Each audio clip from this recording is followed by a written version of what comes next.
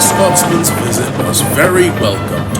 People from all around the mainland came to Sodor to see the famous engine and to meet the engines of Sodor. They all had fascinating tales and adventures to tell, though Scotsman's visit was coming to an end and the Fat Controller was visiting the sheds that night. Thank you very much for coming to the island, Scotsman. We will miss you. Thank you, sir. It was such a joy meeting you all. I will surely miss all of you too. And I must say, sir, it was a most excellent choice bringing a fellow Grizzly engine to the island. Oh, here he goes again. I'm sure it was, Gordon. All have been working splendidly these past few days, and some of you have done more than I could ever ask from you. Sir, I've got to ask, are you sure you're not setting us up for a failure or something? The Fat Controller then grew stern. I was getting to that, Donald. In the interest of the railway's incoming goods and passenger traffic, British Railways is putting another diesel on trial here. This decision was not one I made or that I had control of, and if he does not cause trouble of any kind, I do not want to hear any whinging. But if there is any trouble he is causing, please be quick to notify me of any disturbances. What does that mean? Asked Duck curiously. It means this diesel can be troublesome and could cause problems for us. Whatever the problem is, it better not be another breakdown. Pulling 2 dead diesels was enough for me. And the Fat Controller was right. As the engines were being prepared for a long day's work, they heard a familiar rumbling of a diesel nearby, followed by a blare of an unfamiliar horn. A large green diesel stopped just outside of the sheds with a snooty look on its face. Not bad. I expected much worse. At least you're all clean. And what does that mean? Do you expect all diesels to be in these sheds? No. I was warned of this island's choice of locomotion. It's not your fault, but, well, there's no point in keeping you all on. Too expensive, too complicated. Your controller should just get rid of you and replace you with engines like me. A fill of oil, a touch on the starter, and... Blah, blah, blah. You've made your point, you oversized cucumber. Now be off and let some engines rest, for Pete's sake. You just all wait when I'm pulling out of the station, rolling like a Pullman, and passing like a streak. And the diesel scuttled away laughing. When they had the chance, all the engines held a big indignation meeting. Disgraceful! Disgusting! Despicable! To say such things to us is to be teaching him a lesson we be wanting, Donny? Oil say, what is it with all these new diesels thinking they're so much better than all of us? They're diesels, Monty. They're all the same. No humility, no manners, and especially no class. That's just how they all are. Well, this one certainly is. But I don't think it's fair to account for all diesels, Oliver. If you were the one who was nearly sent away, Henry, you'd beg to differ. He nearly did, Duck, but it's not fair to say diesel represents all diesels. Shouldn't he? He was one of the first prototypes after all, and also the first of his batch. He's just as hard as any other diesel on the mainland. And with that, Oliver and Duck puffed away before they could continue. Oliver and Duck were collecting some trains from the yard to take to the branch line when the diesel rolled alongside. Well, isn't this an amusing sight? The Great Western Ghost ends up here on Sodor? Bug off. No, I'm just impressed.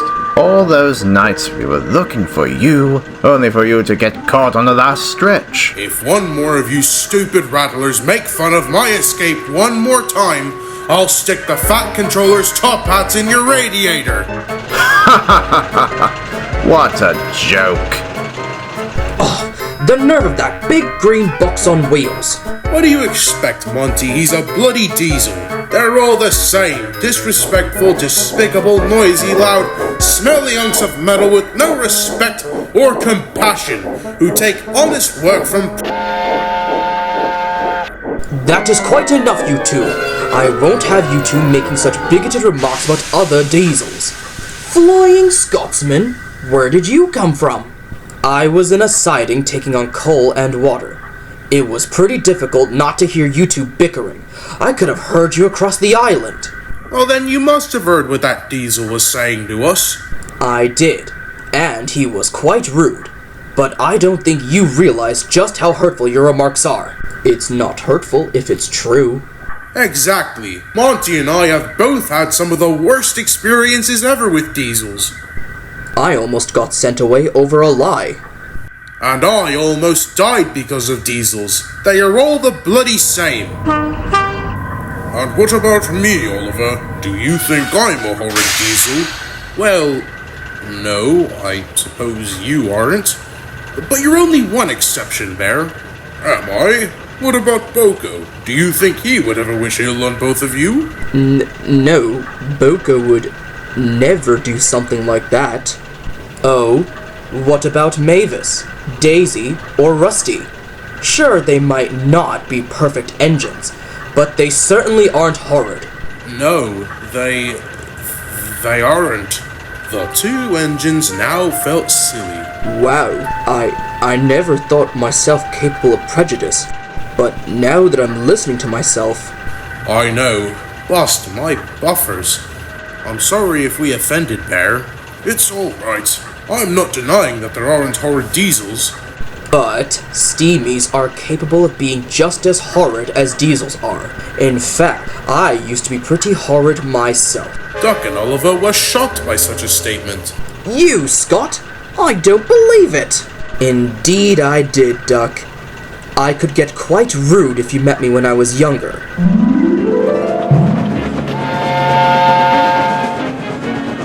And there were several more of us that were boastful. Oh yes, there were many similarities between us and the older engines. Haha, we're taking over, old-timer. Move aside as you watch the future before your eyes.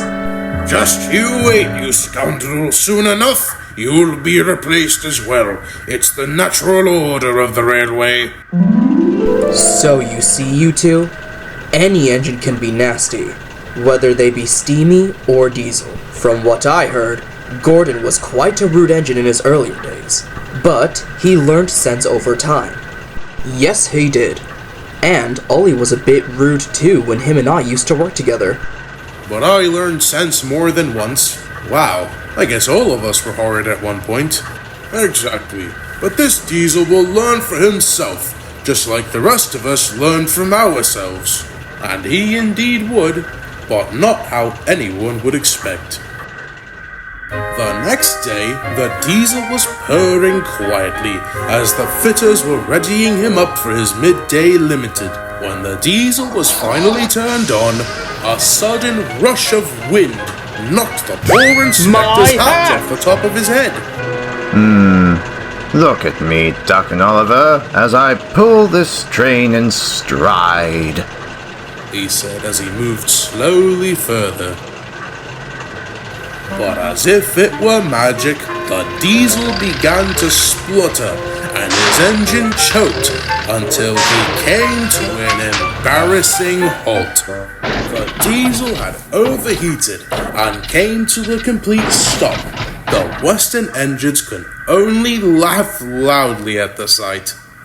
Ha ha ha! What a joke! Big Port in D261, was that rolling like a Pullman or passing like a streak? As Oliver and Duck shunted the diesel into the shed behind him, the inspector was looking all over for his hat until he saw it in the diesel's air intake. My hat! You sucked into your air intake! Oh, bother your hat, the Fat Controller stated. The limited is due soon, and there isn't an engine available at this time who is strong enough to pull it. Well, not just one engine, sir, but Oliver and I aren't busy at the moment. It'll be challenging, but together I'm sure we have enough power to get at least halfway there. Well, there's no other option. Alright, that's settled.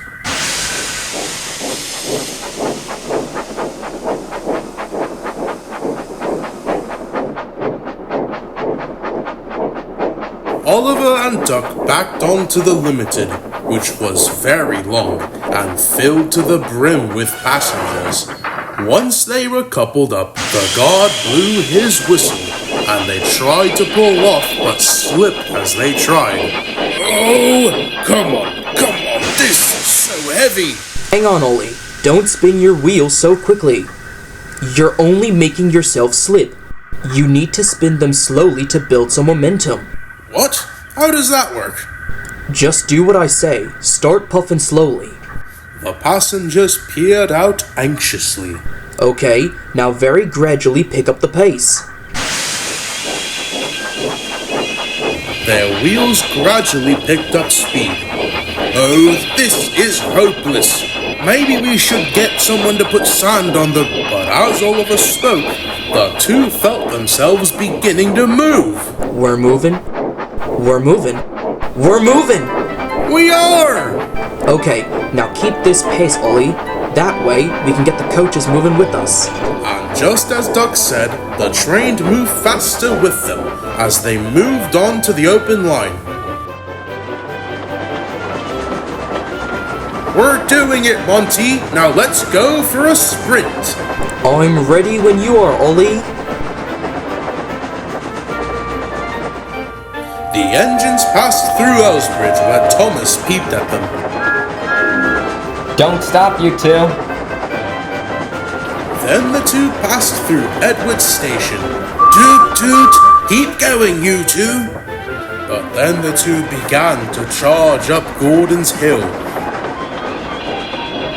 where they felt the coaches dragging behind them, but they wouldn't give up. Open your sand traps, Ollie. We need extra grip. And the sand crunched away, giving them both a little more traction, but they still struggled very hard to get to the top. Oh, come on! Full steam! Yes! Full steam comes now, Ollie!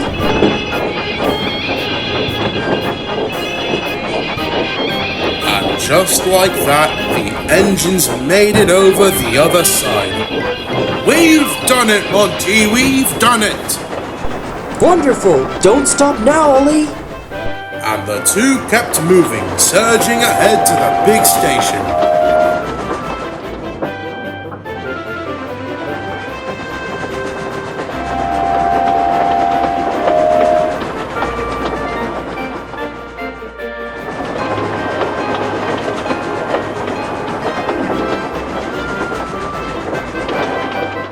The two pulled in tiredly into the big station, where Gordon was waiting to relieve them. My oh my, you two are early. Not bad for a couple of tank engines. That's one in the headlamp for old Bowler. Indeed. James said he was as sick as boiler sludge, and getting ripped into by the fat controller. It serves him right for saying we're out of date.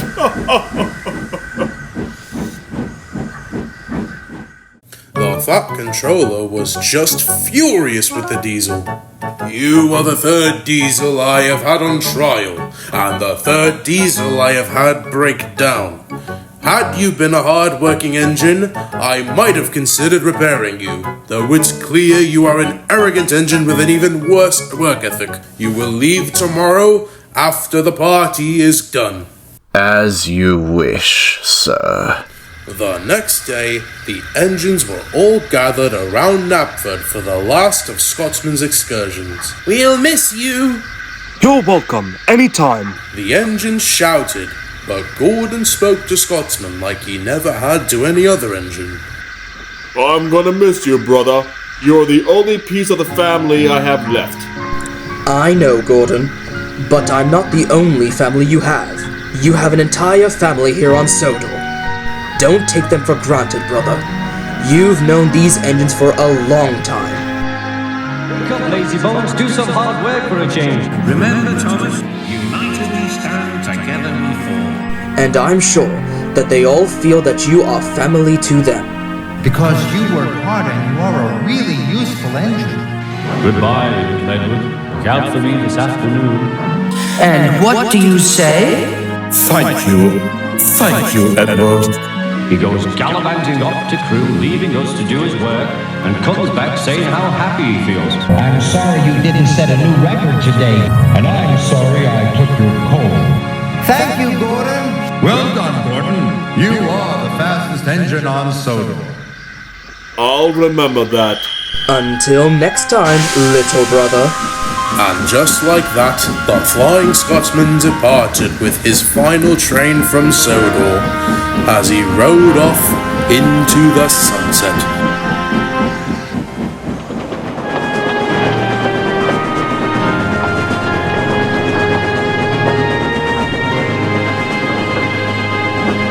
But what about the diesel, I hear you asking?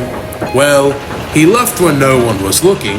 He said goodbye to no one, but left behind two things: a rather nasty, oily smell, and, strangely enough, a battered bowler hat.